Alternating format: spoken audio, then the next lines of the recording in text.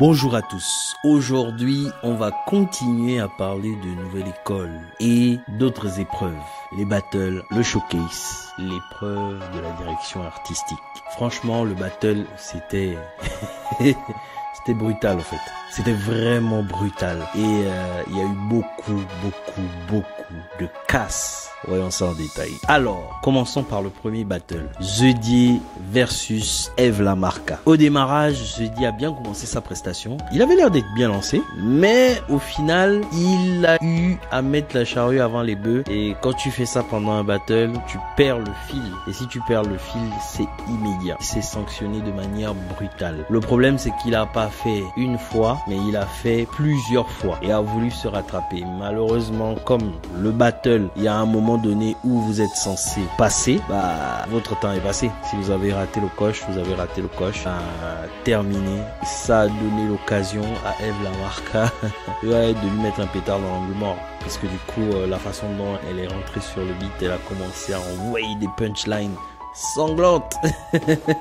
Elle lui a envoyé du sale, hein? Du sale, petit gros qui ressemble à Favé, etc. En fait, il s'était mis KO lui-même par le trop plein d'émotions. Et en fait, il s'est fait terminer directement par Eve Lamarca. Et c'est ce qui est délicat d'ailleurs dans les épreuves de battle, c'est que il faut garder le bon niveau émotif pour ne pas surjouer ce que vous avez envie de dire dans le battle. Et il faut être au bon niveau émotif pour contrôler la voix, contrôler les punchlines et contrôler aussi la scène parce que vous êtes en train d'envoyer et il y a un public autour de vous que vous devez aussi accrocher, qui doit vous comprendre et qui doit vous suivre tout au long de la prestation. Et c'est ce que Eve Lamarca a réussi. Alors, le clash entre Gerta et Ziena. Le problème, c'est que le clash était perdu avant même qu'il ne commence.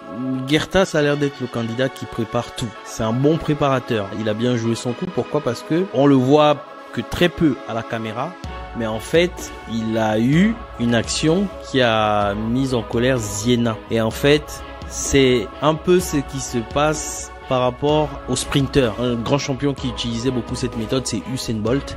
C'est le fait de déstabiliser les adversaires avant que l'épreuve ne commence, par l'échauffement, par des pics ou par des façons de faire. Et Gerta, peut-être que c'était pas préparé, mais en tout cas, le fait qu'il ait fait en sorte que Ziena soit énervée avant le battle, ça a permis à Ziena d'être à un niveau émotif trop élevé. Et quand vous êtes à un niveau émotif trop élevé, vous avez du mal à contrôler tout ce qui se passe autour de vous pendant le battle. Et c'est ce qui a péché dans la prestation de Ziena. Elle n'était pas à un bon niveau qui permettait de bien écouter les vannes et qui permettait au public de suivre la prestation. L'état émotif a empiré la situation et a terminé son clash. Et après, Gerta, en passant en deuxième, il a simplement achevé. Il a simplement achevé. Pourquoi? Parce que lui, il était au bon niveau émotif. Et en plus de ça, il avait un son qui permettait à sa voix de se faire entendre. Donc, il n'est pas parti dans un espèce de freestyle. Il est plutôt parti dans le fait d'envoyer des vannes bien incisives, bien directes, que tout le monde comprend et que tout le monde arrive à suivre. Il a fait une masterclass de battle, franchement. Alors, le battle de 2L et de Max. Vous savez, quand vous commencez le battle, c'est très important le moment pendant lequel vous devez commencer à envoyer votre battle. Pourquoi? Parce que vous pouvez passer en premier ou en deuxième, vu que c'est un contre un. Et en fait, ce qui est délicat, c'est que les deux positions sont dangereuses. Parce que si vous commencez en premier et que vous n'envoyez pas quelque chose de marquant, le deuxième peut effacer votre prestation. Parce que, en général, ce qu'on retient, c'est toujours la prestation la plus chaude. Donc, si la deuxième prestation est un tout petit peu meilleure que la vôtre, elle peut plus rester dans les mémoires du public,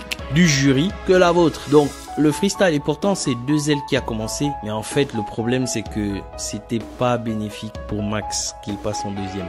Ça aurait peut-être été mieux qu'il passe en premier. Et du coup 2L l'a terminé. Et franchement, il y a quelque chose qui m'a beaucoup fait rire. Maximilien parle de braquage, mais il vend des baskets. Et du coup, franchement, j'étais au sol quand j'ai écouté cette vanne. Et tout y était au fait. Elle avait un bon rythme dans la façon d'envoyer son battle. On entendait bien les paroles. Et elle a tellement bien choisi le beat qu'on avait le temps de bien écouter l'articulation des vannes. Et ça, c'est très important. Et en plus de ça, ouais, elle l'a achevé. Pourquoi? Parce que que Max, sur la deuxième partie du battle, ça se voyait qu'il était atteint. Ça se voyait qu'il était atteint. Et quand il a commencé à envoyer, ça se voyait qu'il avait les séquelles de la première prestation. Et à ce moment, bah, vous êtes KO debout, simplement. Elle lui a mis un KO debout. Voilà, c'était chaud. C'est dommage. Alors, le battle de Shane et de Elten. Franchement, Elten, il remporte le battle haut la main. Pourquoi? Parce que visualisez le battle comme une cloche. Vous commencez avec le beat, vous montez, vous montez, vous montez, vous arrivez au pic et après on décroît. Et en fait, on monte dans les vannes, on est sur le pic et après quand on décroît, il faut avoir l'aval du public. Et quand vous avez l'aval du public, bah vous quelque part vous avez directement le clash au fait. Pourquoi? Parce que il faut envoyer les bonnes vannes pour que le public puisse vous suivre et après sur la phase descendante du clash, il faut envoyer la punchline qui entraîne le public. Et du coup, bah là dans le cas de Elten, c'était ici, c'est Tolfo MC. Et du coup, ça a été repris, ça a été répété par le public, répété. Et au fait, quand le public répète comme ça sur la phase descendante du clash, vous êtes KO. Vous êtes KO. C'est très dur de remonter ça parce que en plus il est passé en premier. Donc quand vous arrivez après, c'est dur d'essayer de renverser la vapeur. Pourquoi? Parce que il faut faire un bon clash et en plus de ça essayer de terminer avec quelque chose qui reste dans la tête du public. Et du coup Shane sur sa prestation ne contenait pas cet élément là principal au fait qui lui a fait perdre le clash parce qu'il avait des bonnes vannes, parce que c'était bien senti, parce que en termes de prestations scéniques, je pense que c'est le meilleur de la saison 4 de Nouvelle École. Shane, en termes de prestations scéniques, il est vraiment très fort. Il est prêt, en fait, ce gars, il est prêt. Et du coup, bah, il a perdu. Bien sûr, il y a eu un rattrapage. Il a pu se rattraper en envoyant un bon freestyle. Mais franchement, sur l'épreuve des battles, bah ouais, c'était pas son épreuve, quoi. C'était pas son truc. Et Elten en a fait une bouchée.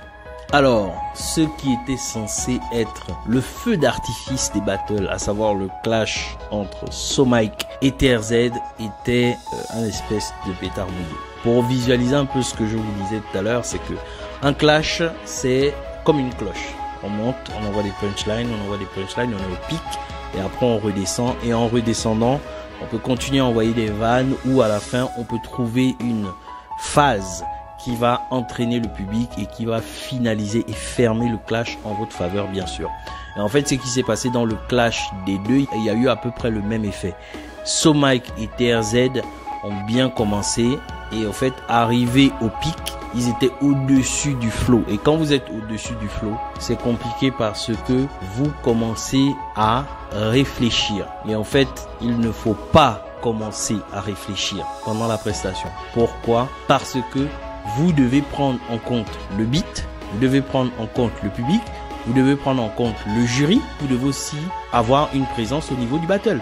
Donc quand vous commencez à réfléchir, en fait, ça coupe le flux. Et quand ça coupe le flux d'idées, bah vous perdez le fil. Et le problème, c'est que quand vous perdez le fil, bah votre environnement ne s'arrête pas, ça continue, le beat continue et ça finit par des nananananana. Mais la différence entre les deux, j'ai trouvé, c'est que SoMike, au fait, la plupart de ses vannes étaient dans le pic. Et comme il a perdu le fil au moment du pic, ben en fait, il n'a même pas eu de phase descendante, au fait. Et il a perdu le clash là. Quand TRZ, lui, il a commencé à envoyer, il a commencé fort dès le début. En fait, le public avait eu le temps, le public et le jury avaient eu le temps de retenir toutes ces vannes. Et en fait, c'est ce qui a fait la différence parce que même si lui aussi, il a perdu le fil au pic du clash avant la phase descendante, mais en fait il avait déjà eu le temps d'envoyer un maximum de vannes, ce qui a fait la différence en sa faveur pendant le clash, tout simplement. Alors, l'épreuve du showcase. TRZ s'est vraiment bien démarqué pendant le showcase. Pourquoi? Parce que il s'est mis en danger en allant sur du chata. Et pourtant, c'est pas son univers, qu'il présente de manière principale par rapport à sa direction artistique. Mais quelle réussite quand même. Il a réussi son truc parce que bien que n'étant pas dans son univers, il a quand même su rassembler les éléments qui lui ont permis de valider l'épreuve. Donc une bonne ambiance au niveau du public, une assez bonne présence scénique, le fait d'avoir l'adhésion du public dans ce qui était en train d'être fait, du jury aussi, à la reconnaissance simplement du fait que en fait c'était pas son univers, mais il a quand même fait une masterclass dans un univers qui n'était pas le sien. Et du coup bah chapeau, il a bien géré le truc. Alors la prestation de Shane. Chaque épreuve montre les compétences d'un artiste. Ce sont des artistes de niveau intermédiaire.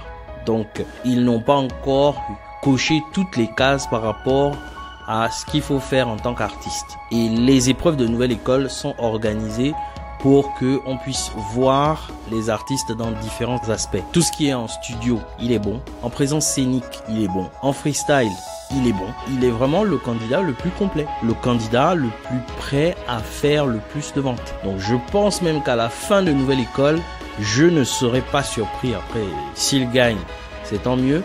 Mais il y a une chose qui est sûre, c'est que je ne serais pas surpris si Shane fait des ventes. Pourquoi? Parce qu'il est déjà prêt. Quand vous êtes bon dans toutes ces disciplines, vous êtes déjà dans le grand bain en fait. Et nouvelle école devient une formalité. Et l'épreuve du showcase, c'était une formalité pour Shane. Et il a fait une masterclass, simplement.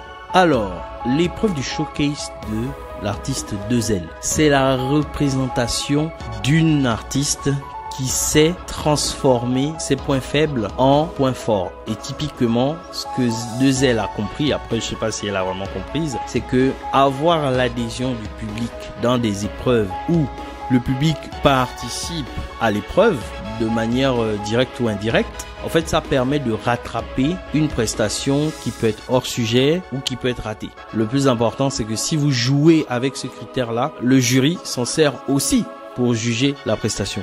Et 2L, bien qu'elle ait fait une prestation qui n'était pas adaptée à l'épreuve, a quand même su forcer, valider l'épreuve. Elle est venue faire une prestation qui a causé simplement l'adhésion du public. Et face à l'adhésion du public, le jury est obligé de réviser son jugement. Parce que c'est vrai, c'est une épreuve, c'est vrai, ce sont des épreuves.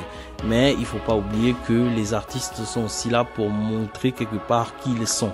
Et certaines épreuves peuvent brider les artistes dans l'expression de leur identité, typiquement. Et là, du coup, 2L a eu le tour de force de avoir l'adhésion du public en solution de contournement. Ça lui avait permis de valider sa prestation du showcase. Alors, la prestation de Eve Lamarca sur l'épreuve du showcase n'était pas exceptionnelle, mais elle a quand même validé l'épreuve. Elle a quand même su mettre une forme d'ambiance qui a causé l'adhésion du public. Les jurys qui suivent les candidats depuis plusieurs épreuves savent les capacités de Eve Lamarca et savent qu'elle n'avait pas tout donné. D'ailleurs, ils le disent à la fin pour faire le débrief de la prestation. Mais le fait que le public soit là et qu'elle ait rattrapé une petite bafouille qu'elle a eue pendant la prestation a quand même permis à faire en sorte que la prestation puisse être bonne dans son ensemble, parce que des artistes qui ratent des couplets et ce genre de choses, c'est des choses qui arrivent communément, hein. Et même aux artistes déjà bien confirmés et bien en place. Donc c'est quelque chose qui peut arriver. Par contre, ce qui est intéressant, c'est qu'il ne faut pas oublier le cadre dans lequel vous vous trouvez et il faut toujours avoir des solutions pour rebondir. Donc, et elle a eu la solution pour rebondir, ce qui a fait en sorte que sa prestation dans l'ensemble a été validée parce que le couac qu'elle a eu pendant son showcase, elle a su le maîtriser, elle a su le dominer et faire en sorte que sa prestation soit quand même top. Alors, Gerta, sur le showcase, je pense que c'était un flop parce que l'un de ses points faibles, c'est aussi le manque de présence scénique. S'il travaille la présence scénique et qu'il trouve un meilleur angle, je pense que c'était pas son exercice le plus abouti. Le showcase faisait partie de ses points faibles parce que il mettait en évidence un point dans sa direction artistique qu'il doit travailler le plus pour être au point sur ce type d'exercice. Alors, pour l'épreuve des directions artistiques, il y a deux groupes. Il y a le groupe de Eve Lamarca et de 2L qui sont venus proposer des DA qui sont dans leur univers. Et on a eu l'autre groupe composé de Shane, TRZ et Gerta qui ont mieux cerné l'objectif de l'épreuve des DA. Parce que l'objectif de l'épreuve des DA, ce n'est pas que de venir présenter son univers, c'est aussi ne pas oublier que vous présentez cet univers à, en général, un directeur artistique et au jury. Il ne faut pas oublier qu'il faut prendre en compte les préférences du jury parce que c'est quand même eux qui vont donner leur avis et leur avis va compter pour la suite de la compétition. Donc, des fois, ça peut être piégeux pendant cette épreuve-là de venir et de présenter son univers. Si vous ne comprenez pas à minima les préférences pour essayer d'orienter ce que vous avez à faire pour que ça puisse rentrer dans les clous des personnes qui vont vous juger, vous allez faire un flop. En fait, c'est pas tant un flop que ça, c'est juste que vous allez faire un hors-sujet parce que l'idée, c'est de venir vous présenter et avoir la validation du jury et d'un directeur ou une directrice artistique. Donc là, du coup, dans le cas par rapport à l'épreuve, c'était un banger pour Gerta parce que du coup, Je pense que c'est lui qui avait le plus préparé son coup. Il a quand même beaucoup travaillé sur l'univers de SCH et il a trouvé la façon de pouvoir le toucher. Et quand vous arrivez à toucher un jeu à ce point, parce que c'est la première fois que je vois SCH toucher de la sorte, ça veut dire qu'il y a quand même du travail. Et il y a un petit détail que la plupart des gens oublient, c'est que Gerta, quand il a préparé l'épreuve de Zeina, il a dit quelque chose, il a dit quelque chose de très clair que les gens ont peut-être minimisé, c'est qu'il a un dossier sur tout le monde. Donc c'est vraiment l'un des candidats qui prépare tout, qui a beaucoup préparé. Moi, ça ne m'étonne pas que pendant cette épreuve-là, il est mis dans le mille de cette façon-là. Après, on a TRZ aussi qui a présenté quelque chose de cohérent, à adapter et qui allait beaucoup plus intéresser le jury parce que le jury connaissait son univers, mais surtout le directeur artistique qui allait venir. Donc il s'est vraiment adapté par rapport à ça. Et Shane, il a présenté quelque chose qui était en mode masterclass, quoi. 2L et Eve Lamarca ont plutôt fait des prestations qui étaient orientés sur leur univers et ce n'était pas assez adapté au contexte de l'épreuve. Ce qui les a mis en difficulté au fait pour valider l'épreuve simplement. Ouais, nouvelle école efficace. Efficace. Bon, les gars, ils bossent bien. Ils bossent bien simplement. Donc, du coup, la façon de vendre l'émission, elle évolue au fur et à mesure. Ça permet à l'émission de se faire de plus en plus connaître et ça permet au fait de donner la chance à tous les candidats de se montrer sur leur meilleur jour. Même si à un moment donné, les candidats peuvent perdre certaines épreuves ou sortir de l'émission. En fait, la façon dont l'émission est vendue aujourd'hui fait en sorte de mettre de la visibilité sur tous les candidats qui sont retenus, quel que soit leur stade d'élimination dans l'émission. Et franchement, ouais, ça envoie vraiment. Je m'arrête là.